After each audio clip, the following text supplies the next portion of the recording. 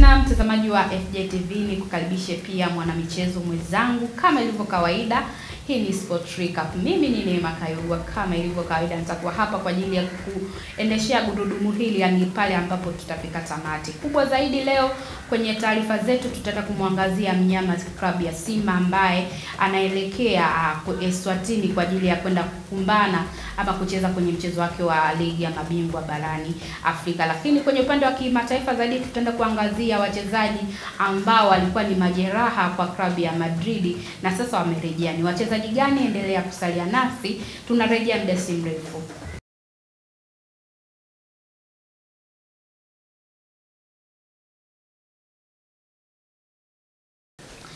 Yes, kama nilivyokujuza na kama nilivyokutaarifu tunarejea, na sasa tumerejea mtazamaji wa FJTV. Pembeni yangu unamuona Captain Joakim Musha ambaye kila siku na kila wakati anakuambia tabasamu ndio linaficha matatizo yako. Yes, ni kweli? Mimi kabisa kabisa. Nataka kama una shida, wewe cheka tu. Yaani mtu asigundue yale ambayo unayapitia. Kwa sababu sio wote ambao wanaweza kukusaidia. Kwa kweli. Moshi, tuna taarifa nyingi za kimichezo ambazo mtazamaji wa FJTV anatamani kuzifahamu kutoka kwako kwa uchambuzi zaidi. Tukianza na taarifa ambayo ya hapa ndani kitaifa ya klabu ya Simba. Tunavyojua sasa hivi inaelekea kwenye wiki la ligi ya mabingwa barani Afrika. Ukizingatia timu ambayo anaenda kukutana nayo ni timu kutoka Eswatini, moja ya timu ambazo sio kubwa kwenye upande wa ligi ya mabingwa barani Afrika, ila ni kubwa kwa upande wa Eswatini. Lakini hapo kusafiri na kutokusafiri kwa baadhi ya wachezaji wa kina Bajabel sijaona akijumuishwa kwenye kikosi, na Kante pia sijaona akijumuishwa.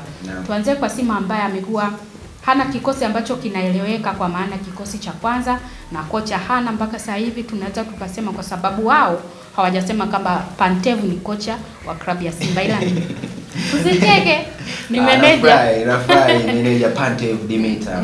Tuanzie kwa Simba pamoja na kikosi chake kwa ujumla ambayo wameanza safari hivi leo. Simba utakuwa ni mchezo mgumu, wameanza safari leo kama unavyosema Kayugwa. Nsingizini sio timu kubwa kama Simba, lakini kwenye mpira jina lako sio kama ndo performance yako. Unaweza kukutana na Nsingizini ukaona kwamba ni timu ya kawaida, ukaenda umerelax na ukapata aibu. Tunajua hizi timu za Kiafrika zinapokuepo nchini kwao zinakuwa ni za tofauti Kayugwa, ni tofauti na zinapokuja ugenini. Kila mtu anakuambia tushinde nyumbani. Kwa hiyo utakuwa ni mchezo mgumu, utakuwa ni mchezo ambao Simba kwa vyote vile itawalazimu wapate matokeo ili mradi kutuliza hii hali ambayo inaendelea. Kwa sababu wengi hawaelewi Pantev ni nani, ni mwalimu, ni meneja, na ni kama sio mwalimu, kwa nini wanakuja wageni wengine? Kwa sababu tunajua ana msaidizi wake kutoka Bulgaria, unanielewa. Jana wamemtambulisha kocha wa magolikipa, naye ni mgeni. Kwa hiyo unaona kabisa yule ni kama mwalimu, lakini tu Simba kuna sehemu wanatuficha. Kwa hiyo Simba wanatakiwa kufanya juu chini ili waweze kushinda dhidi ya Nsingizini. Mushi, umeongelea kwenye upande wa golikipa, tuseme umekocha wa magolikipa ambaye kwa siku ya jana katambulishwa. Jina Mushi. Kuna namna majina ya Bulgaria ni mazito. Kidogo Pantev tumeweza kulimudu. Russia. Tutazoea yani kadri siku zinavyozidi kwenda.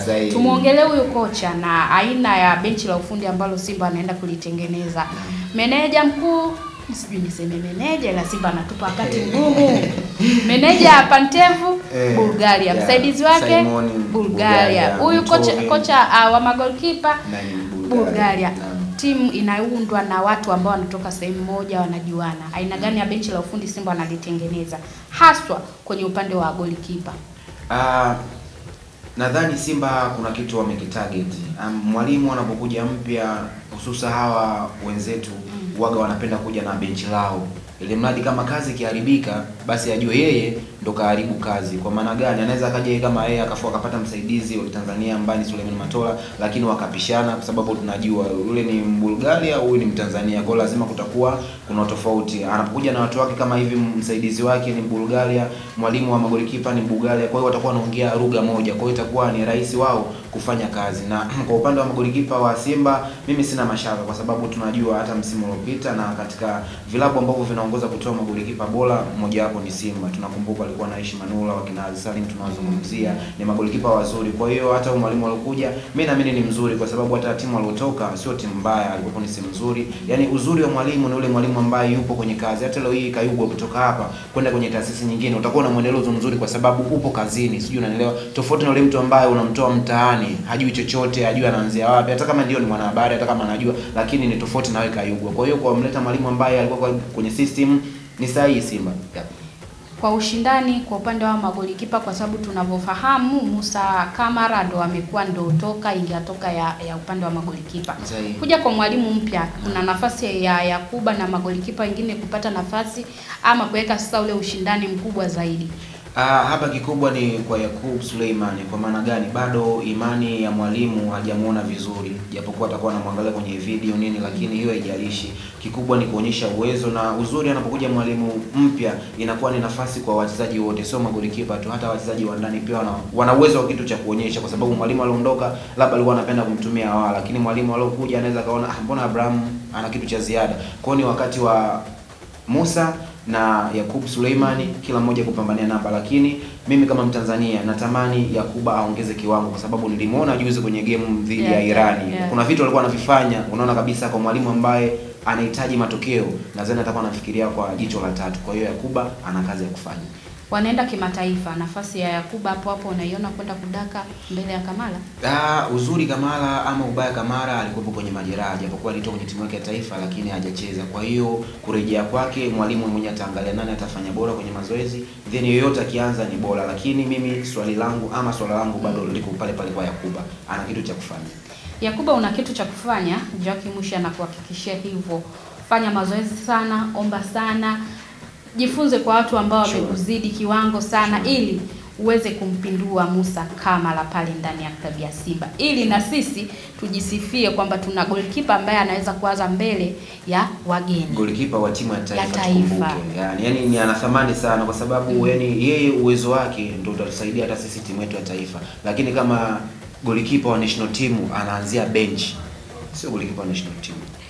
Tunatamatisha hivyo kwenye upande wa kitaifa, na sasa tupate break fupi. Tukirejea tunaenda kwenye upande wa kimataifa.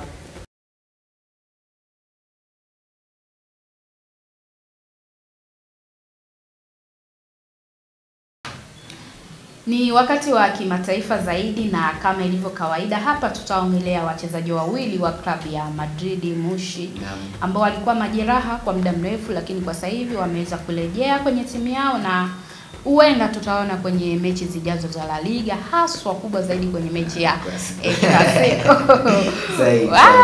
Ukimwangalia Alexander Arnold alivyotoka Liverpool kaja Madrid, hajacheza sana na klabu ya Madrid, akapata majeraha. Lakini tuna Dani ambaye mmoja ya watu ambao bado umri wake ni muda mrefu kidogo, amecheza na kina Ronaldo mpaka Ronaldo ameenda Saudi Arabia, yeye bado yupo ndani ya klabu ya Madrid. Tuanze kwa Dani. Aina gani ya mtu huyu, ya mchezaji ambaye mpaka sasa hivi anahudumu kwenye klabu moja, ukiangalia wenzake aliocheza nao sasa hivi ni wapo mataifa tofauti? Ni kujitunza. Dani Carvajal ukiangalia ni mkongwe ndani ya Madrid, ameanza kucheza toka akiwa kijana, alipandishwa kutoka timu ya vijana. Kwa hiyo Madrid wao wenyewe, yani siku zote kwenye timu lazima mwe mna icon. Yani lazima mwe mna mtu ambaye mnajua kabisa ni tamaduni zenu anazijua, asili yenu anazijua. Kwa hiyo ukimwangalia Dani Carvajal toka ameanza kucheza Madrid akiwa kijana mdogo mpaka sasa hivi, unaweza kusema ni moja ya nembo ya Madrid iliyobakia. Kwa sababu Madrid tunaona walikuwa na mtu kama Sergio Ramos, walikuwa wakina Iker Casillas, ila wale wote waliondoka, lakini wana alama ndani ya Madrid. Kwa hiyo kwa Dani Carvajal kubakia Madrid pia sio tu kwa sababu kulia Madrid, hapana, pia hata uwezo wake. Ukiangalia jinsi anapocheza Dani Carvajal ni mchezaji ambaye huwezi sema kama ni mzee, kwa sababu anakupa vile vitu vyote vya mafullback wa kisasa wanahitaji, kwamba anaweza kapanda, anaweza kapiga cross, anaweza kakaba. Kwa hiyo ni mtu sahihi, na Alexander Arnold alikuja pale kama mbadala wake, lakini bado yetoshi. Dani Carvajal ukitoa majeraha bado alikuwa anacheza. Tukiachana na Dani, tunde kwa upande wa Alexander Arnold, mmoja wa wachezaji ambao walikuwa wana wakati mzuri, naweza kusema akiwa na Liverpool, kutoka EPL kuja La Liga. Mimi nimeona kama imemsumbua Mushi majeraha, lakini sasa anarejea rasmi kwenye upande wa timu yake. Mimi naona Trent Alexander-Arnold kilichomfelisha labda nipata majeraha, lakini kuhusu uwezo wake mimi sina shaka. Unanielewa kwa sababu alishatuaminisha akiwa Liverpool. Alafu pia ni mchezaji ambaye sio tu fullback, pia anaweza kucheza kiungo mkabaji. Hii tuliona alipokuwa akicheza Liverpool, kuna muda alikuwa anahamishwa anacheza ndani. Kwa hiyo ni mchezaji ambaye akiwa fiti kwenye ufiti wake 100% unaweza kumtumia kwenye maeneo zaidi ya mawili. Kurejea kwa wachezaji wawili, Madrid inaenda kuwa timu ya aina gani kuelekea kwenye hii michezo ambayo ya hivi karibuni? Tunajua wana game ngumu, game kubwa. Wanaweza kaimudu kutoka kwenye majeraha na kurejea kwenye game nyingi zaidi na ngumu.